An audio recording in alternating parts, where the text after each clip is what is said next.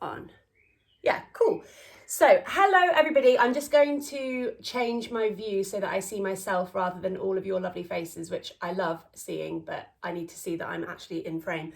So today we've got a glute and a feet focus. So we're going to be trying to get you guys understanding as to why your feet are so important to the full function of your glutes as well, because they work in tandem together basically when you're moving around, when you're walking. So the first thing that we're going to do, just to start with, is if you've done my classes before, you've probably done this one. We're going to do some hook lying glute contractions. So we're coming to our hook lying position, which is hopefully becoming a slightly more familiar term for you all. And you're trying to tilt that pelvis forward so that you've got that arch in your lower back. Now, make sure that this movement comes from your pelvis rather than it coming from your mid-back. And I know that might sound a bit confusing, but this is about the pelvis tipping you forward rather than you just kind of bowing really aggressively through your spine. So lay your back down flat, tilt the pelvis forward into what we call the anterior position, this pelvic extension, and you're keeping it there. Your knees are out of your hips, so make sure that they don't hang wide or touch. They're really trying to stay in a straight line out of the hips, and you're keeping your feet flat on the floor in a straight line as well, palms facing up. Now, what I want you to do is you've got your bottom muscles here, your glutes, and I want you to squeeze, hold, and release your glutes. So you can see that my body's not moving. I'm not tipping my pelvis backwards and forwards. I'm not moving anything. I'm just contracting those glute muscles. And if they don't switch on, which they might not do, you can give them a little bit of a tap just to remind them that they exist. So you're just squeezing, holding, and releasing your glutes. And we're trying to get a little bit of activity going in an area that is often squashed flat and tucked away. So you see lots and lots of Brits with what I like to call kind of no bum syndrome, because their pelvis is so tucked under into a posterior pelvic tilt that their glutes are kind of hidden underneath them. And we want our glutes to be behind us and actually quite high. So in this session today, we're going to be trying and building strength into this glute position where our butt is back and high behind us rather than sort of slipping underneath and tucking under. So if you've got a posterior pelvic tilt and you're doing things where you're trying to build strength into your glutes, like if you're doing things like squats, etc., but your pelvis is tucking under, you're not actually building strength into the gluteal position that we want. You're actually just building strength into dysfunction. You want to be building strength into this position here, where the pelvis is an extension. So you've got that anterior pelvic tilt and you've got the slight rounding in your lower back, which is the lumbar extension as well. So really going after those glutes and getting a sense as to whether or not, A, you can get them waking up, but B, if you notice if one is more responsive than the other, because that's going to tell you something about potentially where aches and pains might be coming in. So if you've got one glute that doesn't switch on as well as the other, it's likely that another muscle in your body is doing the work that should be happening in the big meaty glutes. And also notice here that if by trying to squeeze your glutes, you notice that another muscle wants to jump in, that is probably explaining where your pain comes from. So if you're doing this, if you're trying to isolate and squeeze those glutes and you're noticing that your hip flexor is screaming at you, so kind of in your groin, or your lower back is screaming at you, or even your shoulder is screaming at you, if something is having a bit of a tantrum because of what you're trying to do at the moment, that is a compensatory pain that is occurring because your glutes aren't firing. So listen to that. Don't push through the pain. And this can be hard because this is often quite like a weak spot in people's bodies. So quite frequently when I'm with my clients, when I'm trying to get their lateral hip stabilizers and the glutes waking up, we can kind of trigger quite a lot of their pain because their glutes work so badly. So really try and listen to your body. And if you feel like by trying to get things waking up, you're making yourself feel worse, after 30 seconds, if you're still not getting this sensation where I'm telling you should be feeling it, don't push through the pain. So hopefully you've got a little bit of work going on there at the glutes. And next up, you're going to grab your strap or dressing gown thing or whatever you've got, and you're going to pop it around your thighs. I'm just going to keep flashing at the, not keep flashing. I'm going to keep flashing up the camera. Sorry, the clock, so I can see what time it is. We've got a cat, classic. So you're coming back to the hook lying position just like you were before. And now what we're going to do, well, actually, I'll explain this once we get going as to what we're doing here. So, oh, go away, cat. You're assuming the same position, so you're tilting forward through your pelvis, slight arch in your lower back, palms facing up to open the shoulders, knees are hip width apart, feet are flat on the floor, and you keep grounded in the floor with your feet. Now what you're doing is, with the strap, you're going to be squeezing outwards with your knees. So rather than squeezing and holding and releasing your bottom, you're now squeezing outwards against the strap, holding and releasing. You want to make sure that the strap is keeping your knees about hip width apart. So don't have it so loose that your knees are wider than that. It's quite narrow really. It's only about a fist width wide. So squeezing, holding and releasing here, and once again trying to make sure that the pelvis doesn't tip backwards. The pelvis stays in the extension position, and it should be that all the work is happening down the outside of your legs and sort of into around this like lateral hip area here.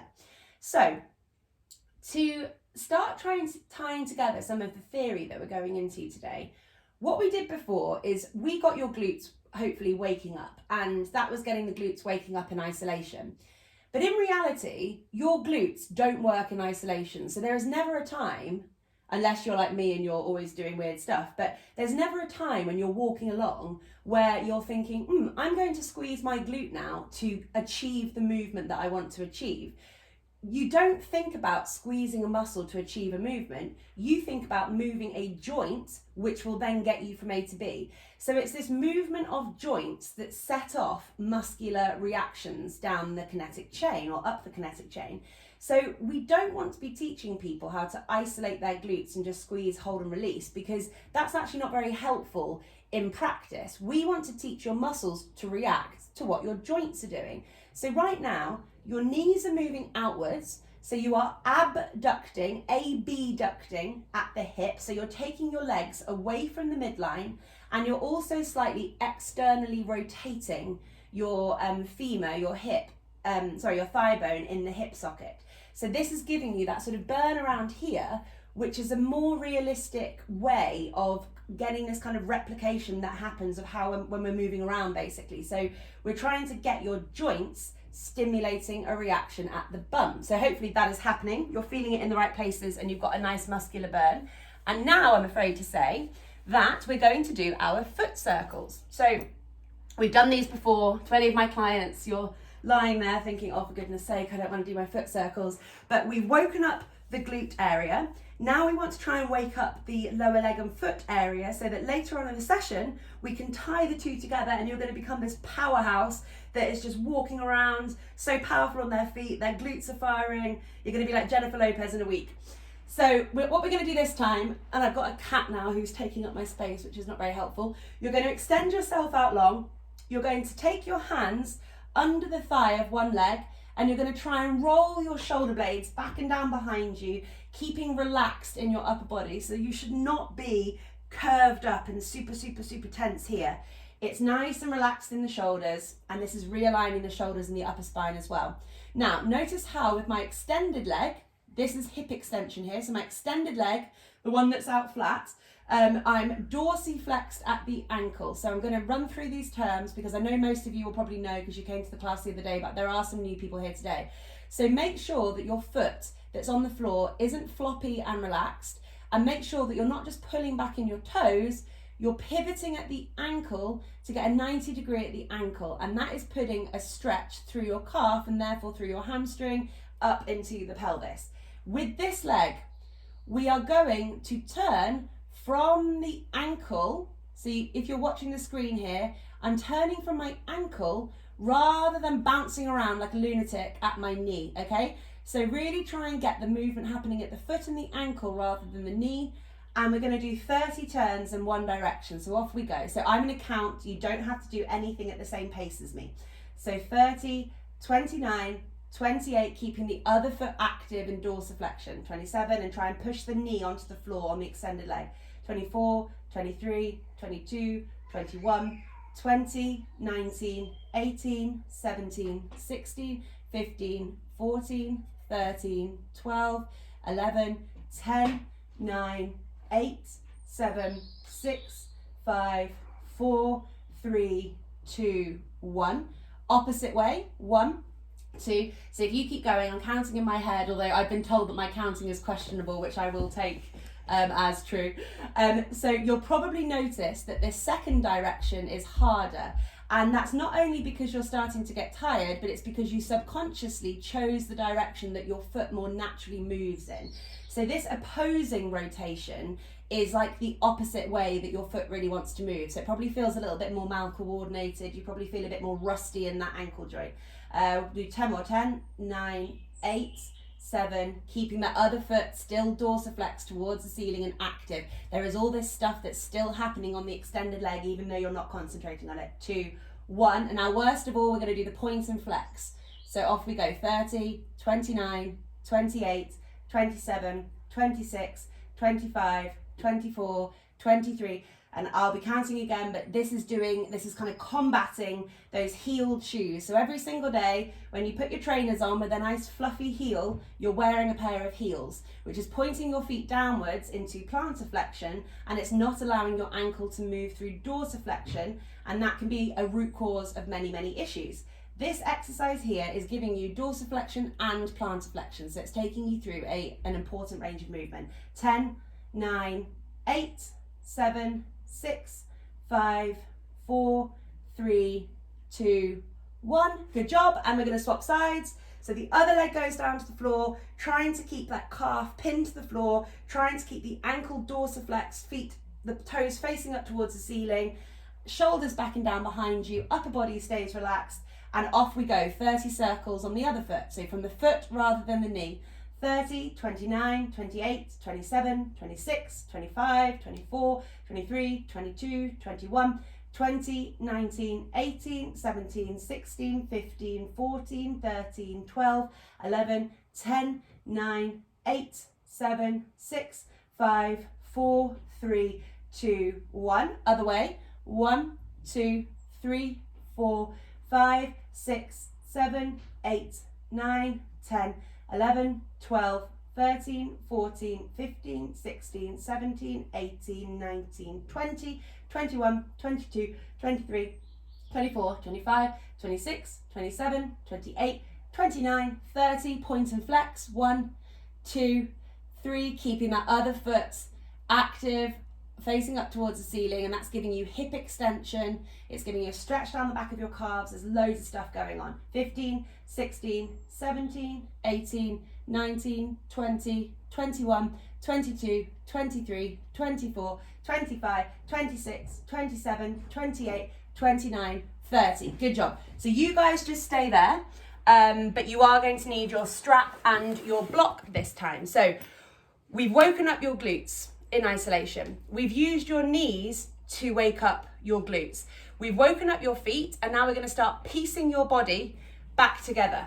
So strap is going to go back around your legs again, like you had it before, making sure that it's keeping those knees hip width apart, which for most people is much more narrow than they think.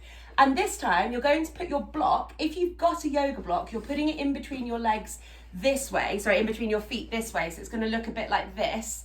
And so if you've got something else, you're kind of looking for it to be about that hip width distance apart, and you're going to pop it in between your feet or in between your ankles, depending on what you've got, and we're going to do something called double no lift, which is basically, hopefully, going to make you feel stuff all the way from your feet, all the way up into your glutes and into your hips. So once again, we're coming back to our hook lying position, little arch in the lower back, pelvis tilted forwards into this anterior pelvic tilt. This is the position that we want to build strength into with our glutes. So what you'll find here is when you squeeze out against the strap, you should feel your glutes waking up. And what you're also going to do at the same time, so this is a bit like rubbing your tummy and touching your head, you're going to, with your feet, squeeze evenly into the block. So by evenly, what I mean is don't lead with your heel and don't lead with your big toe. You're trying to get your feet to squish into whatever you've got at your feet, sort of squeeze, hold, release, evenly from front to back, and also don't let the ankles roll out to the side. So you might find your kind of big toes are like lifting up off the floor and stuff. You want to be pressing in evenly through the whole foot and not letting the toes lift up off the floor. So what we're going to do is a millisecond, a tiny millisecond before you squeeze out against the strap, you're going to squeeze into whatever you've got in between your legs. So off we go. We're doing squeeze, hold, release, squeeze, hold, release, into the block, out against the strap. And where you should be feeling this is, like I said, the strap should be making you feel it on the outside of the hip, like we did in the last exercise. And what the feet should be doing is waking up your hip flexor. So you should have a reaction here in the front of your hip, because what your feet are doing directly correlates to what your hips are doing. So this is where this is starting to kind of tie in this theory. So when your feet strike the ground properly and you're wearing shoes that don't prohibit the movement of your feet, and you've got the muscles and the integrity of your feet intact, it will set this wonderful cascade reaction up all the way up the back of your legs. The glutes will work, which then in turn like stretches the hip off and fires the hip. It's amazing, but that isn't going to happen if your feet don't switch on. So this is what we're trying to do here. We're starting to get the feet leading the movement that happens further up the chain.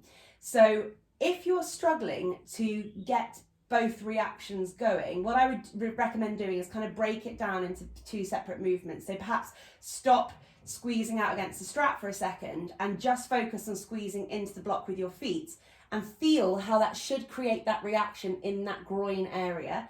And then once you've got the hang of that, then you can start doing the rubbing your tummy and touching your head thing and bring out the strap as well. So let's do 20 more here. Hopefully you're really feeling the burn now. So 20, 19, 18, 17, 16. Pelvis isn't moving, remember, the pelvis stays in that extension, it's not tipping backwards.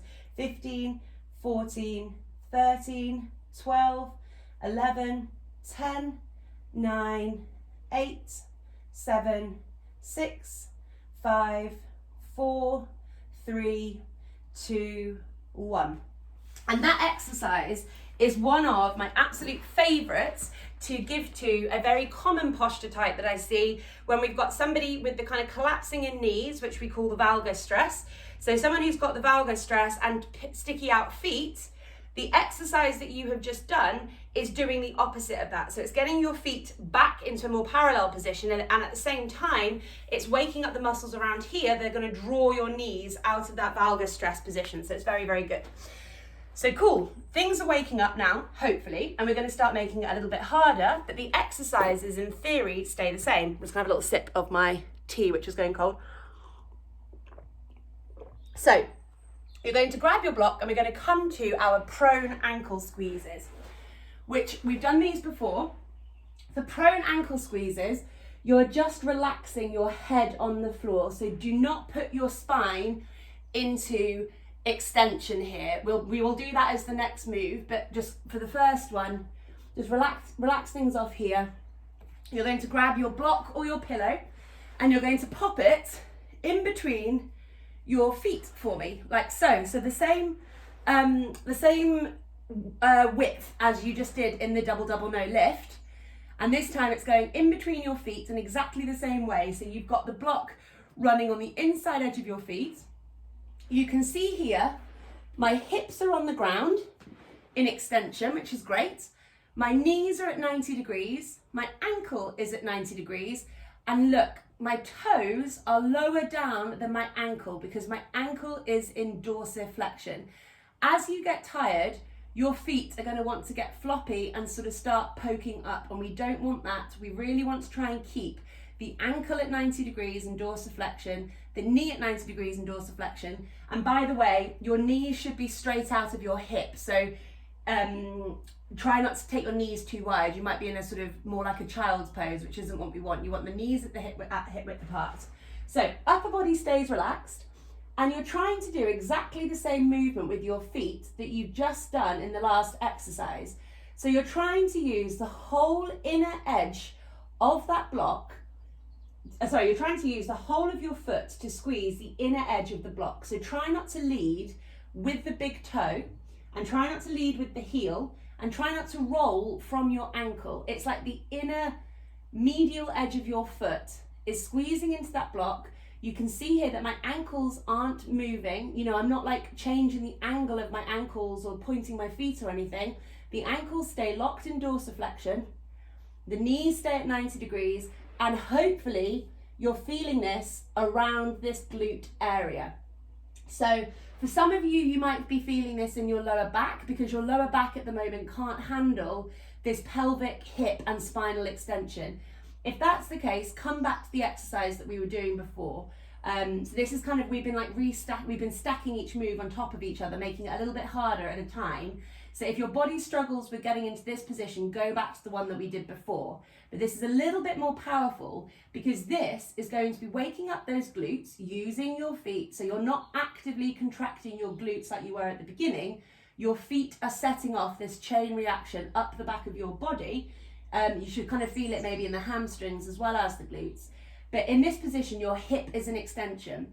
So if you're somebody who suffers from super, super tight hips and nothing that you can do can loosen off those hips, it may well be that your feet are not working well enough to wake up this posterior chain, get the reaction in the glutes that then allows the hip to settle off. So you've got this kind of like front to back reaction between glutes and hips will get tight if glutes don't work very well. So this is hopefully going to start combating this. Some of you are going to feel really, really, really wobbly. We're going to do 15 more. So 15, 14, 13, keeping those feet, the toes pointing down lower than the ankles. Remember, the knees stay at 90 degrees.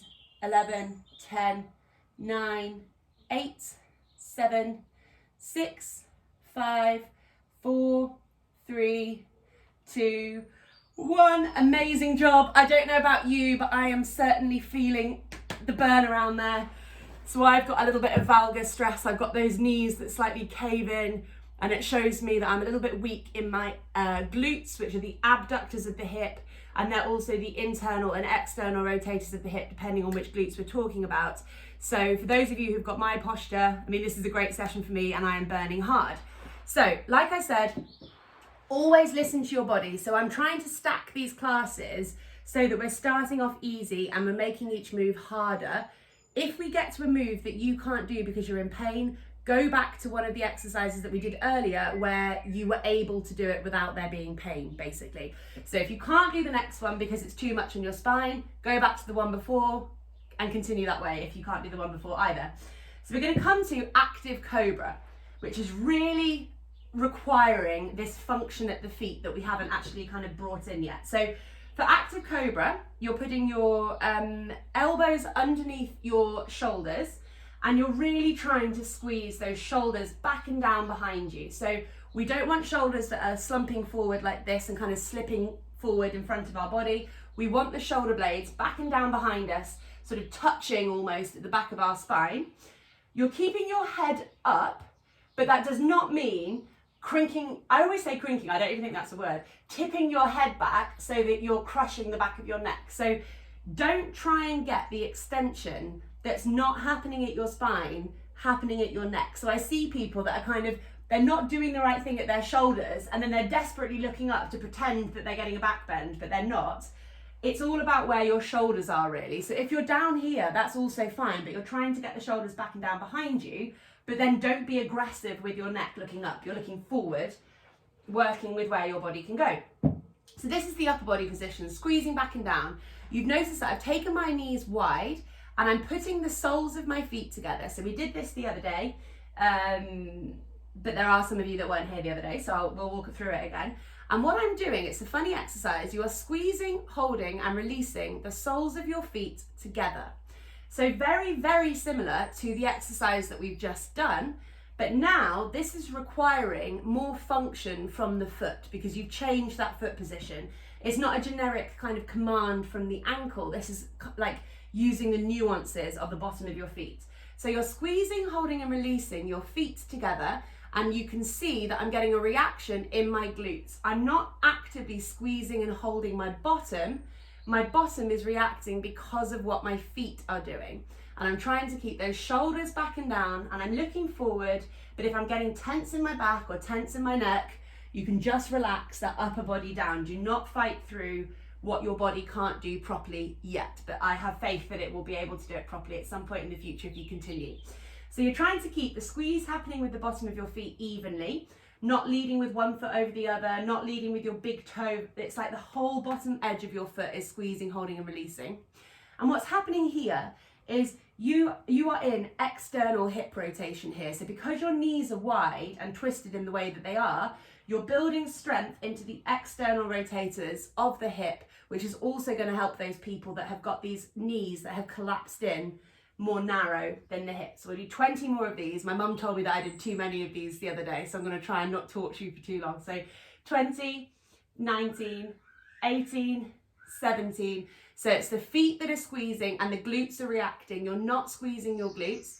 And if you want to try and get a little bit more of a reaction, if you're not really feeling too much happening, you can twist your toes to face a bit more up to the ceiling, but don't let the bottoms of your feet come apart. So I want to kind of poke my toes downwards, but actually if you twist your toes and point upwards, you should feel it a little bit more in your calves. So 12, 11, squeezing back and down the shoulders, 10, 9, 8, 7, 6, 5, 4, 3, 2, 1. Amazing. And next up, we are going to go after the whole extension of the back of the body now. So you've done some really good stuff. We've woken up the feet, we've woken up the glutes. Now we're going to wake up the whole back of your body with Supermans. So this is another one where you just really have to work with the limits of what your body can do and listen if your back hurts, listen if anything hurts, and just don't push past where you're at the moment. So you're going to lie on the floor like Superman, and you're going to imagine that you're on a medieval torture rack where you're being pulled forward with your hands and pulled backwards with your feet. But instead of being tortured by someone else, you're being tortured by yourself. So you're going to squeeze forward with the hands. Look how I'm really pointing my feet away. So really tense through the hands and through the feet, and I'm really stretching. And then what we're going to try and do is you're going to try and lift your arms and your legs at the same time in unison as high as you can, and we're going to hold for a quick count of 5. If this seems like an impossible dream, what you can do is you can do opposite hand, opposite leg, like so, and it doesn't matter how high up you come, just as long as you get that kind of movement going. But if you want to, you can try and go for the full pose, which is both arms and both legs at the same time. So it's going to look something like this, and we're going to go 1, 2, 3, 4, 5, down. And you're really pointing both with your hands and your feet at the same time. So we're going to try and do 15 of these. 1, 2, 3, 4, 5, down. 1, 2, 3, 4, 5, down. And with your shoulders, when you're coming up, you're trying to squeeze your shoulders back and down behind you, even though your hands are moving forward, down. On our 5th, 1, 2, 3, 4, 5, down. 1, 2, 3, 4, 5, down. 7. 1, 2, 3, 4, 5, 8. 1, 2, 3, 4, 5, 9. 1, 2, 3, 4, 5, 10. 1, 2, 3, 4, 5, 11. Oh, I'm getting sweaty. 1, 2, 3, 4, 5, 12. 1, 2, 3, 4, 5, 13. 1, 2, 3, 4, 5, 14. 1, 2, 3, 4, 5, 15. And you can collapse there for a second. And I'm just going to allow you to have a little break because I'm actually really kind. And just going to talk you through a few other things there which I didn't mention. So when you do that exercise, your neck shouldn't be feeling tense. If your neck was feeling tense when you were doing that, you were trying to kind of draw yourself up with your head rather than draw yourself up with the muscles further down from your spine. So that should really have been burning in a good way, like your hamstrings, your glutes, potentially your feet, the spinal erectors, so the kind of the rope-like muscles on either side of your spine. It should have been waking those guys up versus you not having any movement here and then you kind of just aggressively tugging your head back because you're trying to get the movement to occur from a place where it doesn't have the muscles there to kind of support it in that motion. So it's really about this bit back here, getting all that work happening. And the reason that people find that so hard is because we spend all of our time in our flexion, becoming very weak along the back of our body, and that exercise is requiring that active contraction of the extensor muscles. So we're going to stay on the floor. I'm just going to have another sip of tea, sorry. Highly unprofessional, especially with the cat situation as well. So we're going to do our prone leg spread. So we did this one again a couple of weeks ago, and it's actually one that I've made up. It's not an official Egoscue exercise, but this is going to really go after your glute minimus and your glute medius. So you've got your 3 glute muscles, glute max, which is the big juicy one on the top, glute min and glute med. They don't get very much press attention because they're not the sexy ones. But if those guys don't work properly, you're not going to have stable legs. So they're really, really important when it comes to your legs firing properly and being stable. And they are the main muscles involved in internal rotation of the hip. So we're going to do some internal rotation of the hip, and we're going to do some abduction of the hip, which is those 2 jobs of the glute min and the glute med. So there's hopefully going to give you a little bit of cramp in the sides of your hip because we love a bit of cramp. So we're lying on our tummies again, head stay relaxed. And what you're going to do is you're going to do that pointing away with your feet. You're trying to keep the top of your feet flat on the floor as you do this. So you might be a bit stiff in your feet and you might not be able to do it, but that's what we're aiming for. We want you to have that kind of full range of pointing away movement that means that the top of your feet are staying flat. And then keeping that tension through your feet, you're going to draw your legs as wide as you can to start with, and you're really, really keeping the feet as pointed away and as flat on the floor as you possibly can. So keeping that tension there at the feet, and then you're taking the legs away and straight from the body. So in this position here, you are in abduction of the hip, and you should be able to feel deep, kind of just below the muscles that are on the top. You should be able to feel the sides of your hips switching on. So those are your glutes. Oh, sorry, too much tea now. Whoa. Those are your glute min and your glute med. So keeping that tension through your feet. Now what I want you to do is to try and roll your knees more internally. So you're not, if you just watch me for a second, you're not doing this with your legs. You're not getting the knees kind of facing away from you. You're trying to roll them inwards, and you're going to hold that still pointing your toes. So hopefully that makes sense. By rolling the knees kind of more towards the floor and holding that, this is giving you the internal hip rotation as well as abduction. And you should be able to feel that again in that kind of deep area within the glutes. And I'm going to count you down from 60 here. You're trying to hold this as hard as you can. So you're trying to lift your knees, cramp much, exactly. We want that cramp. This is going after these really important muscles that we just don't use very often in our daily lives. So I'll count you down from 50 actually, because I've been chatting. Hashtag classic me. 50, 49, 48.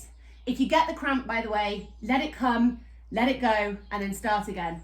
45, 44, 43, 42, 41, 40, 39, 38, keep pointing with those toes, 37, 36, 35, 34, 33, and you're really trying to get as much internal rotation as you can.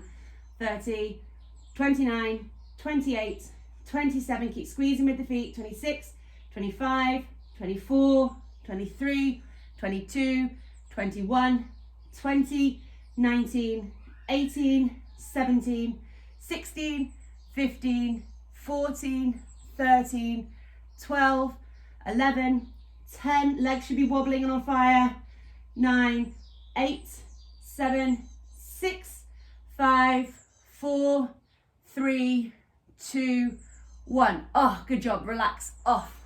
So in that one, it wasn't just your glutes that were working, but your quads were also having, so your quads are your muscles here on your thigh, your quads were having to work hard in that because your knees were in extension. So this is knee flexion, this is knee extension, and in that move, you're really waking up that front of your leg.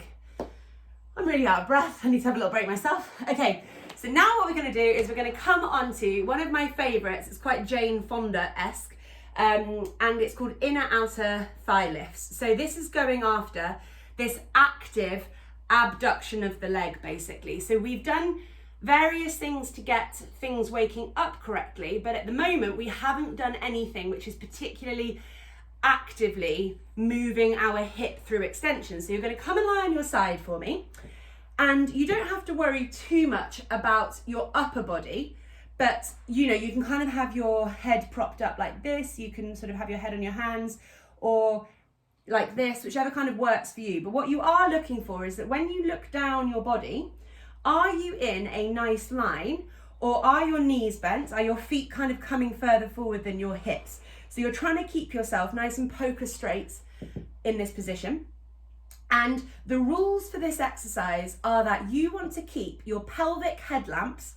So I say headlamps because you're imagining that the bony bits of your pelvis here at the front, they are staying facing, for me, the camera this entire time. So when we go through these exercises, you're going to find that your pelvis is going to want to compensate, twist, and get your pelvic headlamps facing up to the ceiling.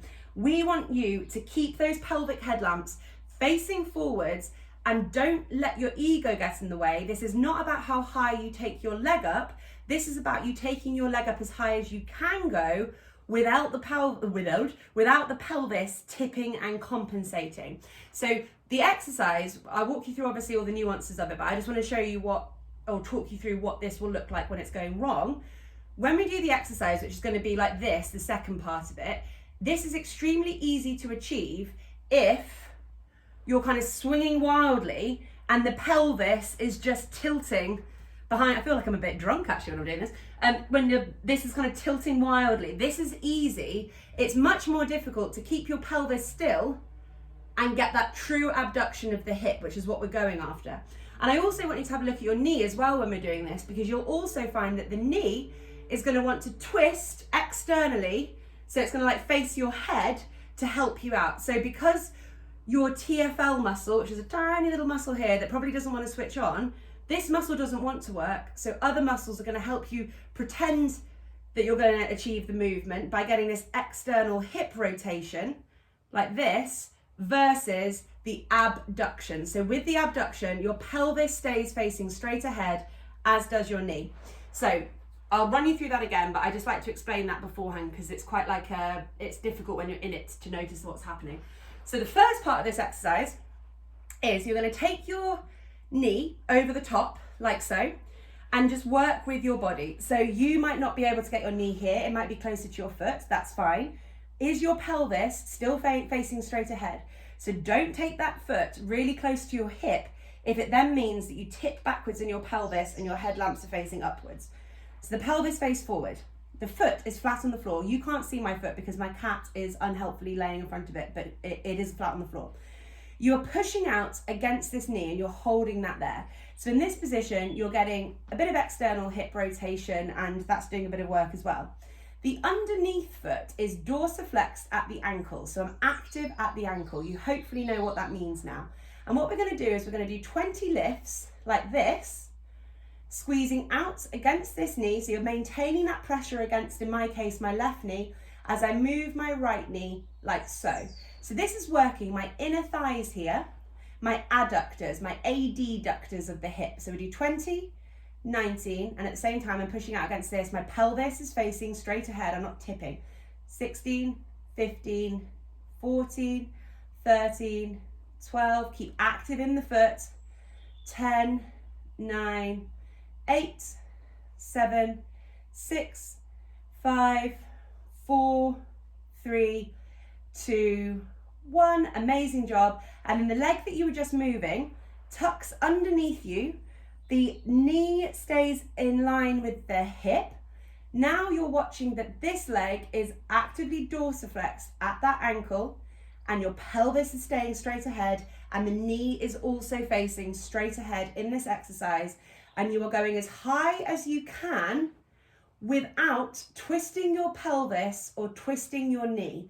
So this is me doing this properly, and then look how high I can get my leg, but I'm compensating because the pelvis is rotating.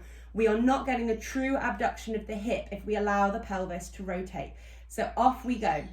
And actually, if you want, you can hold that hip. If it helps you, just do it straight. 17, 16, keep the foot active in dorsiflexion. We don't want the foot floppy. 14, 13, 12. And then should be burning those glutes, burning the sides of the hips, because the muscles are actually having to wake up and we've turned off the compensation. 9, 8, keep going. 7, 6, 5, foot stays active, knees not twisting, hips not twisting. 5, 4, 3, 2, 1. Oh, God. Oh, that is a burner. Oh, I just need a little breather myself. And then we're going to swap sides. Actually, I'm going in at the T again. Swap side. And the other leg as well. So you might notice a difference from side to side, which again, is giving you a little bit of a hint as to which side of your body is potentially more functional in this particular range of movement. So stacking our body, nice straight line, pelvis stays facing straight ahead, leg goes over the top, foot stays flat on the floor, so the big toe stays flat on the floor, and you're pushing out against this knee. And then with that other leg, you're dorsiflexing at the ankle and adducting at the hip. So off we go again. So 20, 19, 18, 17, 16, 15, pelvis doesn't tip backwards, remember, and you're still squeezing out against that knee to get a bit of a hip opener as well. 15, 14, foot stays active in dorsiflexion. 13, 12, 11, 10, 9, 8, 7, 6, 5, 4, 3, 2, 1. Good job. So for me, that one's much, much easier than the second one. And I would say that probably most people feel the same, but not everyone is the same. So now tucking, in my case, my left knee away and under, trying to keep the knee in line with that hip. The foot is dorsiflexed on the top leg. And remember, we are not twisting that knee upwards and we're not twisting our pelvis upwards. So pelvis stays facing straight ahead, knee stays facing straight ahead. And we're going to do 20 lifts as high as we can go without that rotation. So 20, 19, 18, 17, 16, 15, 14, 13, 12, 11, 10, 9, keep the foot active, 8, 7, 6, 5, 4, 3, 2, 1. Good job, people. So we've really got things waking up, and we're going to do 3 last movements which are going to have you standing up. So can you watch me for this one, please? And then I'll get you doing it. So most of you are probably quite familiar with doing like forward bend type things in various different exercise classes. We're going to do something that the Egoscue method calls spread foot forward bend, which we're going to have you standing up, but just watch me for now and then I'll get you standing up in a second. So you're going to be standing up and look at the angle of my feet here. So my feet here are parallel. If I look at the outside edge of my feet, they are straight. These are not parallel feet. These are not parallel feet. You're kicking your ankles out a little bit wider than your toes are. So you're aiming to be a little bit pigeon-toed. You're keeping your legs straight, so you're squeezing your quads, which is going to help the knee straighten up. And what we're looking for is that anterior roll at the pelvis. So this exercise is pretty easy to do if you are tucked under in your pelvis and rounded through your spine. This is your thoracic, your upper spine, trying to get the movement that should be happening at the pelvis. So with your feet, you're grounding into the big toe. You're really trying to keep that contact with the floor with your big toe. You're waking up your quads at the same time. So think about big toe, quads, and then you're rolling forward at the pelvis, trying to keep your weight in your big toe. So don't let your hips swing backwards because that's your compensation occurring. You're trying to keep the weight forward so that the weight's in the big toe stay grounded, squeezing those quads. And can you see here in my lower back that it's straight? So my pelvis is an extension versus this. I would rather you come to here, having that nice kind of arch in the lower back and the straight spine, than touch the floor, but be rounded. We don't want this rounding. We really want you to be thinking about that dip there, okay? So for me, at the end of this, my glutes are on fire because of what my big toes are doing, and my quads are on fire because they're trying to keep the legs straight. So if everyone gets stood up, set yourselves up, and I'll walk you through those cues again. So you're going as wide, I guess, as is comfortable for you. You're trying to keep the ankles wider than the toes. So that's keeping your feet parallel, but rather than averted, and really power into those big toes. So this is where the big toe stability, or the big toe power, wakes up the lateral hip stabilizers. So keeping grounded through the big toes, straightening your legs, squeezing those quads. So these guys are now switching on. And then we've done it on the floor. The difference is that we're just standing up here. So you're rolling forward into that anterior pelvic tilt, keeping your weight forward on your toes. Quads are being gripped on as well, grounding through your big toe, and you're trying as much as you can to get to the floor. But the most important thing is that this part of your spine is not rounding up and the pelvis isn't tucking under. So this is a posterior pelvis. This is an anterior pelvis. The big toes stay grounded, the quads stay active, and you should feel this like well, some of you are like, where do I not feel this? But for me, I feel this all the way around here because my glute mid and my glute med are having to work really hard. So I'm going to count you down for 30 seconds here. So 30, keep squeezing those quads, weight is forward. My quads are wobbling all over the place right now. Weight is forward, quads are on, big toes grounded, rolling forward through that arch in your back.